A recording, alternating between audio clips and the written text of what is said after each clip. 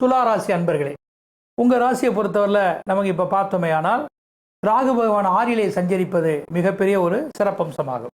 5லே யோகாதிபதியாக சனீஸ்வரர் ஆட்சி பெற்றிருக்கிறார். ஆக வருஷ கிரகங்கள் இந்த இரண்டும் உங்களுக்கு நன்மையாக இருக்கு. மற்றபடி 8ல் குரு போவதும் 12லே கேது இருப்பதும் ஒரு மைனஸ் பாயிண்ட் ஆகும். அதனால் நமக்கு 6ல் இருக்கக்கூடிய ராகுவால் நீங்கள் உங்களுடைய தொழில்நுட்ப கல்விகளுடைய நிலை, அதனுடைய விருப்பமான படிப்பு, வேலை முயற்சிகள் கண்டிப்பாக கைகூடும். உங்களை எந்த வகையிலாவது பிறர் மடக்க வேண்டும் அல்லது ஏதேனும் ஒரு வகையில் பாதிப்படைய செய்ய வேண்டும் என்று நினைக்கிறார்கள். அதில் நீங்கள் எப்படியும் தன் திறமை யுக்தியால் நீங்கள் யார் என்பதை நிரூபித்து வெளியே வந்து வெற்றி காண்பீர்கள். விளையாட்டு மற்றும் போட்டி பந்தயங்கள், எந்த ஒரு சம்பவங்களும் உங்களுக்கு சாதகமாக இருக்கும். அது மட்டுமல்ல, கடன் பெறுவது கூட நல்ல விஷயமாக இருக்கும். கடல் கடந்து சென்றும் பணிகளில் ஈடுபட படிக்க வாய்ப்புகள் இருக்கு. எதிரிகளை எப்படியும் சமயோஜிதம் அறிந்து சரியானபடி பேசி நீங்க நினைத்த காரியத்தை உங்களுக்கும் உங்க குடும்பத்துக்கும் சாதித்துக் கொள்வீர்கள். 5ஆம் இடத்து சனீஸ்வரரால் பூர்வ புண்ணிய அதிர்ஷ்டங்கள் இருக்கின்றன. ஆக குலதெய்வ வழிபாடு, தெய்வீக பரிகாரங்கள், ஓமங்கள், பூஜைகள், தர்மங்கள் இவைகளெல்லாம் நீங்கள் செய்கின்ற பொழுது தான் நினைத்த சில விஷயங்களை இறையருள் கொண்டு எதையும் நிதர்சனமாக நீங்கள் பெற்றிட முடியும். அதிர்ஷ்டமுடைய குழந்தைகள் பிறப்பார்கள். பிள்ளைகளுடைய நல்வாழ்வுக்காக நற்பல திட்டங்களை நீங்கள் சரியாக செய்து முடிப்பீர்கள். அத்துடன் காதல் விஷயங்கள் கூட கைகூடும். கனிவாக பேசி முயற்சிகளிலும் நீங்கள் ஈடுபட்டு உங்களுடைய இலக்கை அடைவீர்கள். ஆக ராசியாதிபதி கூட சுக்கிரன் 6ல் இருப்பது பலம்தான். அது மட்டுமல்ல, பாக்கியஸ்தானத்திலேயே சந்திரன் இருப்பதும் உங்களுக்கு நன்மைதான். செய்யும் தொழிலில் எந்த வகையிலும் இடையூறுகள் வராது. அப்படியே ஒருவேளை வந்தாலும் கூட அதற்கான சரியான வழிமுறையை கையாண்டு நீங்கள் எப்படியும் தப்பித்துக் கொள்வீர்கள். உங்களுக்கு பணிகள் இருப்பவர்கள் கூட பகுதி நேரமாகவோ சுயமாகவோ தொழில்கள் செய்வதற்கான சந்தர்ப்பங்கள் கண்டிப்பாக அமையும். பெண்களை இணைத்து ஆண்கள் செய்யும் ப்ராப்பர்ட்டிகள், தொழில்கள் யாவுமே உங்களுக்கு லாபகரமாக இருக்கும். 8ல் இருக்கக்கூடிய குரு உங்களுக்கு அஷ்டம குருவாக இருப்பதால் நீங்கள் உங்களுடைய ஆரோக்கியத்திலும் அதிக கவனம் செலுத்த வேண்டும். மற்றும் பிள்ளைகளுடைய விருப்பங்கள் எந்த வகையில் நீங்கள் நிறைவேற்ற வேண்டும். அவர்களால் சில சங்கடங்கள் உங்களுக்கு உருவாகக்கூடும். அது மட்டுமல்ல, பெண்கள் தன்னுடைய பிறந்த இடத்தில் எதிர்பார்ப்புகளோ அல்லது பெற்றோர்களோ அந்த வகை முயற்சிகளிலோ ஏதேனும் ஒரு வகையில் மன நிந்தனைகள் இருக்கும். பங்காளிகளாலும் பந்துக்களாலும் நெருங்கிய உறவுகளாலும் ஏதேனும் சில குறைபாடுகள் உண்டாகும். மன வருத்தங்கள் இருக்கும். தன்னிலும் மூத்தவர்களுடைய தயவை நீங்கள் சரியாக பெற வேண்டும். ஆக உங்களுக்கு சில நேரங்களில் நெருடர்கள் இருக்கும். சதிபதிகள் கூட தனக்குள் பேசி எதையும் இந்த 4 சுவற்றுக்குள் ஒரு முடிவை எடுத்துக்கொள்ள வேண்டும். மற்றும் அக்கம் பக்கம், அடுத்தவர்கள் விஷயம், குடும்பம், தொழில் இதிலெல்லாம் மிகவும் நீங்கள் கவனமாக இருக்க வேண்டும். எந்த ஒரு ரகசியங்களையும் நீங்கள் காப்பாற்றிக் கொள்ள வேண்டும். குறிப்பாக பணம் புழங்கக்கூடிய துறையில் மற்றும் இம்போர்ட் எக்ஸ்போர்ட் செய்யக்கூடியவைகள், பூமிக்கு அடியிலிருந்து வரக்கூடிய பொருட்கள் மற்றும் ஒரு நீச்ச தொழில்கள், எதுவும் ரெக்கார்டுகள் இல்லாமல் செய்யக்கூடிய தொழில்கள், பண்டமாற்று முறைகள், இந்த தொழில் ஜீவனத்தில் இருப்பவர்கள் மிகவும் கவனமாக இருக்க வேண்டும்.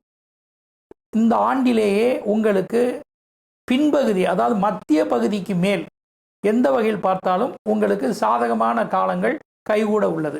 ஆனால் முதல் 6 மாத காலத்திற்கு பிறகு பின்வரும் 6 மாதங்கள் இந்த தமிழ் வருடத்திலேயே உங்களுக்கு நீங்கள் நினைத்த சில விஷயங்களை சரியாக முடிப்பதற்கோ, அதை சரியாக செய்து நல்லதொரு பேர் எடுப்பதற்கோ, தான் நினைத்த காரியங்களை கைக்கொள்வதற்கோ, எந்த வகையிலும் தன்னுடைய நிர்பந்தங்களிலிருந்து விடுபடுவதற்கோ, தன் ஆரோக்கியத்தில் இருக்கக்கூடிய பெரிய பிரச்சனைகளுக்கு தீர்வு காண்பதற்கோ கண்டிப்பாக ஒரு வழிமுறைகள் நிச்சயம் அமையும். ஆக உரிய பரிகாரங்களையும் நீங்கள் மேற்கொள்ள வேண்டும். யாருக்காகவும் பண பொறுப்புகள், ஜாமீன் பொறுப்புகள், ஆள் பொறுப்புகள் கண்டிப்பாக கூடாது. ஒரு பொருளை வாங்கினால் கூட வாரண்டி கேரண்டியோட நீங்க எதையும் வாங்க வேண்டும். பார்த்து பேச வேண்டும். எந்த ஒரு விஷயத்தையும் கவனமாக டீல் பண்ண வேண்டும். முறையான வழிமுறையில் நீங்கள் சரியாக செய்தால், தங்களுக்கு வேண்டியவர்களை நீங்கள் தக்க விதமாக பயன்படுத்தி கொண்டால், இறை சக்தியும் கூடியிருந்தால் இந்த ஆண்டு உங்களுக்கு இன்பம் தரும் ஆண்டுதான்.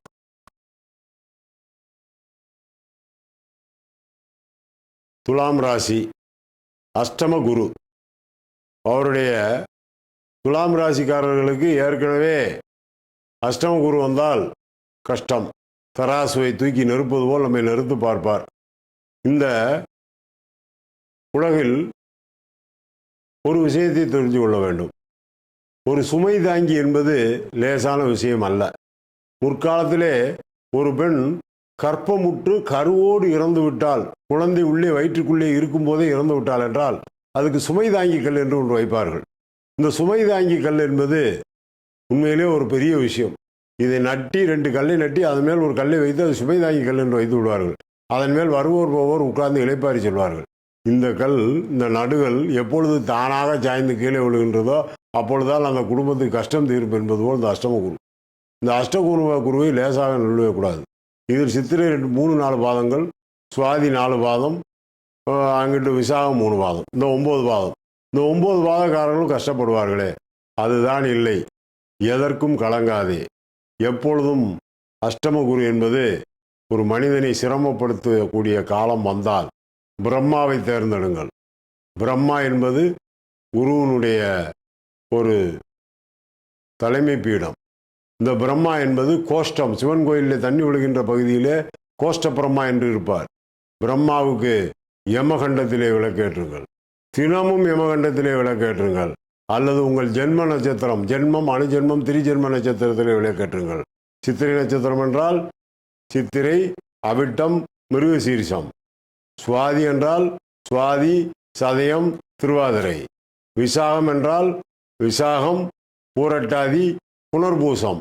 இந்த நட்சத்திரங்களிலே பிறந்தவர்கள் அந்தந்த நான் சொன்ன நட்சத்திரத்து 3 நட்சத்திரத்தை எடுத்து அன்று காலண்டரிலே யமகண்ட நேரத்தை பார்த்து அதிலே சென்று பிரம்மாவிற்கு 3 நெய் விளக்கேற்றுங்கள்.